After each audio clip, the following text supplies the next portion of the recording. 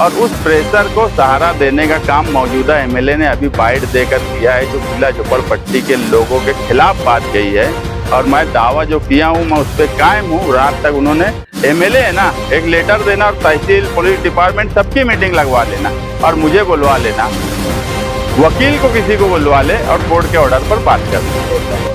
Petition ना टिके ये नीतीश राणे चाहता है, दूसरे फिरका परस्त लोग चाहते हैं। अगर वही बात मौजूदा एमएलए भी चाहते हैं तो उनकी नीयत समझ लो। 27 मई को किला के आसपास रहने वाले लोगों को जो नोटिस बांटी गई, आसिफ शेख साहब और मैं मुंबई में थे, हमने नोटिस मंगवाई और कल ही हमने मेंशन किया कोर्ट के सामने। वेकेशन बोर्ड चल रहा है, कोर्ट की छुट्टी चल रही है। 8 मई को जिस बेंच ने ऑर्डर दिया था, कुलकर्णी साहब की बेंच ने, वो क्लियर ऑर्डर था, एकदम क्लियर ऑर्डर कि पिटिशनर के खिलाफ आने वाली तारीख तक कोई एक्शन नहीं लेना और अगर बहुत ज़रूरी हुआ तो due to process of law जाकर कार्रवाई करने की बात बोली गई। जिस वक्त आर्गूमेंट चल रहा था 8 मई को, उस वक्त कोर्ट ने ये बात भी बोला कि आप सिलेक्ट लोगों को नोटिस दे रहे हो, सिलेक्टिव लोगों को नोटिस दे रहे हो, क्योंकि हमने उसमें बात रखी थी कि जो किले के अंदर का अतिक्रमण है, जो किले की दीवार से लगकर है, जो कारपोरेशन के बनाए हुए कुछ मकानात है, उन सबको नोटिस नहीं दी जा रही है। जानबूझकर कुछ लोगों को नोटिस देने का मतलब क्या है? कोर्ट ने उस वक्त due to process of law जाने का जो बोला, 20 जनवरी के जीआर के मुताबिक, 20 जनवरी के जीआर में कहीं पे ये नहीं लिखा हुआ है कि किन के मकानात इंक्रोचमेंट है या अतिक्रमण पर है। वो जीआर पूरे महाराष्ट्र के लिए था। किले के आसपास का अतिक्रमण तय करना ये जिला अधिकारी और उनका एक कमेटी बनाई गई थी, वो तय करे। अभी तक इन्होंने ये नहीं बताया कि वो कमेटी ने तय किया है क्या। इन्होंने उस वक्त भी कोर्ट में बोला कि लोक आयुक्त ने इससे पहले 2 साल पहले जो फैसला किया था वो इन मकानात के खिलाफ था। कोर्ट ने उस फैसले को हाथ भी नहीं लगाई और ये हुआ कि आने वाली 25 तारीख तक आप अफिडेविट फाइल करो और उसके बाद कार्रवाई की बात होंगी या जो भी कोर्ट का फैसला होगा। 8 मई के बाद से 26 मई तक हमारी खुद की मालूमात ये थी कि प्रशासन ने ऑर्डर के बाद मीटिंग बुलाया और ये तय हुआ कि कोर्ट ने जिस तरीके से आदेश दिया है और जिस तरह से आर्ग्यूमेंट हुआ है 25 तारीख तक कुछ नहीं करेंगे। मगर अचानक जिला अधिकारी का मालेगांव 25 तारीख को आना, 26 को मीटिंग लेना और 27 को नोटिस देना, ये ऊपर से इतना ज़्यादा प्रेशराइज्ड मामला दिख रहा है कि कोर्ट के ऑर्डर को भी सामने कायदे से रख नहीं रहे हैं। आप इस बात को समझ लीजिए कि जो नोटिस दी गई उसमें संदर्भ में तो हाई कोर्ट के ऑर्डर का नंबर लिखा हुआ है और 4 और संदर्भ है, जिसमें गवर्नमेंट के कुछ संदर्भ है, कुछ जिला अधिकारी के है, कुछ लोक आयुक्त के है। बाकी 4 संदर्भ के ताल्लुक से नोटिस में जिक्र है। अगर हाई कोर्ट ने स्टे नहीं दिया है या हाई कोर्ट ने जो बोला है तो उन्होंने अपने नोटिस में उसका जिक्र क्यों नहीं किया? उन्होंने जिक्र करना था कि हाई कोर्ट ने ये बोला है due to process of law और हम कायदे से उस प्रोसेस के साथ जा रहे हैं। हाई कोर्ट के ऑर्डर का संदर्भ डालने के अलावा इन्होंने कुछ नहीं लिखा। ये पूरे के पूरे दाल में काला है और जिस तरीके से ये कार्रवाई करना चाह रहे हैं, अभी हम पूरी बस्ती में घूमे, गरीब औरतें, बच्चे लाचारी, मजबूरी एक आस की निगाह से देख रहे हैं। कल आसिफ शेख साहब और हम मुंबई में थे, हमने कल ही मेंशन किया। आज जो है हमको जो उसमें हमारी बात रखना था, हमारे वकील जो है वो रखे हैं। हमारे लिए भी एक मुश्किल का सवाल यह है कि वेकेशन चल रहा है, काउंसिल जो है वो सब बाहर हैं।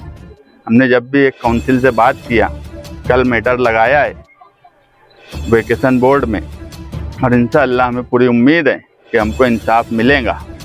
और जिस तरीके से कार्रवाई हो रही है, मैं अभी मौजूदा एमएलए का एक बयान सुना, चाबी प्रशासन या पुलिस डिपार्टमेंट जैसे चाबी गुड्डे में भरती है उस तरीके के जुमले बोलते हैं हाई कोर्ट का ऑर्डर अगर उनको खुद पढ़ना इंग्लिश नहीं आता या उनको नहीं समझता तो किसी वकील से पढ़ा लेते। जो प्रशासन ने बोला, हम तो ये मान रहे हैं कि प्रशासन हाई कोर्ट के ऑर्डर पर अमल नहीं कर रहा है, ये दावे से बोल रहा है, कंटेम्प्ट कर रहा है प्रशासन, मगर ताकत है उनके पास, ताकत का फायदा उठा रहे हैं। और वही जुमले मौजूदा एमएलए का बोलना, ये कहीं ना कहीं प्रशासन कार्रवाई सही कर रहा है उस जानिब वो बात जाती है। बेवकूफ़ एमएलए इस शहर को मिला है, बुज़दिल और जाहिल एमएलए इस शहर को मिला है, जिसको इतनी अक्ल नहीं है कि हाई कोर्ट का ऑर्डर क्या है उसको समझ लिया जाए और प्रशासन से बैठ के, खुद आमदार है, एमएलए है, प्रशासन से बैठ के एक एक लफ्ज़ ब लफ्ज़ बात की जाए।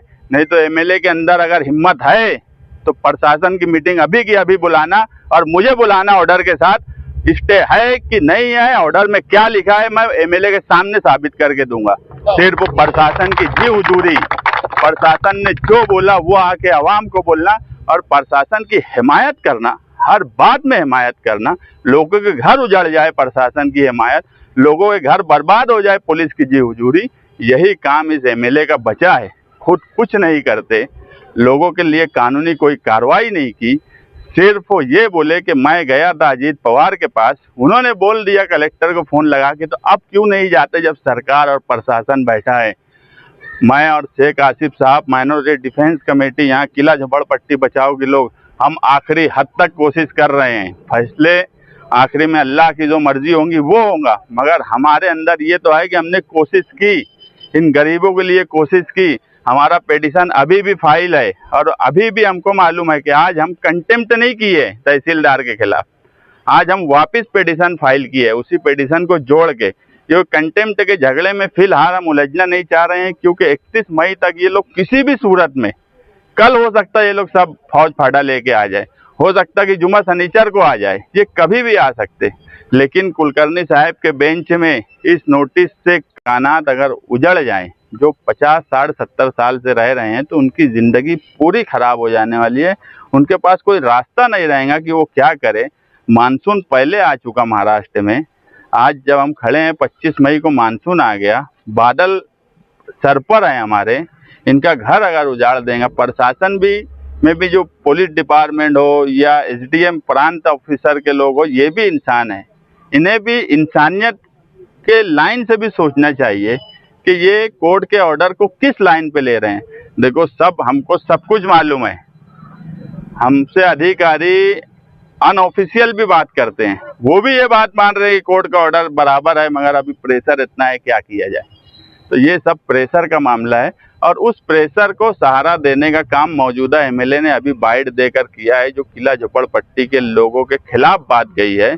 और मैं दावा जो किया हूँ मैं उस पर कायम हूँ। रात तक उन्होंने, एमएलए है ना, एक लेटर देना और तहसील, पुलिस डिपार्टमेंट सबकी मीटिंग लगवा लेना और मुझे बुलवा लेना, वकील को किसी को बुलवा ले और कोर्ट के ऑर्डर पर बात कर ले। एक बात और कही है कि जिस तरीके से कलेक्टर और विभाग काम कर रहा है, तो जो पिटीशन कोर्ट में फाइल हुई है वो टिकेंगे नहीं, मतलब ये भी उन्होंने कहा। देखो, ये कौन, एक बात मुझे बताओ, ये इनकी उम्मीद है उस पिटीशन पे, इनकी उम्मीद है उस पिटीशन पे। उम्मीद किसकी नहीं है? कौन चाहता टिके ना? नितेश राणे चाहता टिके ना पिटीशन, प्रशासन सरकार के दबाव में चाहती पिटीशन टिके ना। मैं नहीं चाहूंगा कि पिटीशन ना टिके। ये जो लोग यहाँ खड़े हैं, जो घर में माएँ बहनें दरवाजे पे एक आस से देख रही थी, वो ये नहीं चाहेंगे कि पिटीशन ना टिके। पिटीशन ना टिके ये नितेश राणे चाहता है, दूसरे फिरका परस्त लोग चाहते हैं। अगर वही बात मौजूदा एमएलए भी चाहते हैं तो उनकी नीयत समझ लो।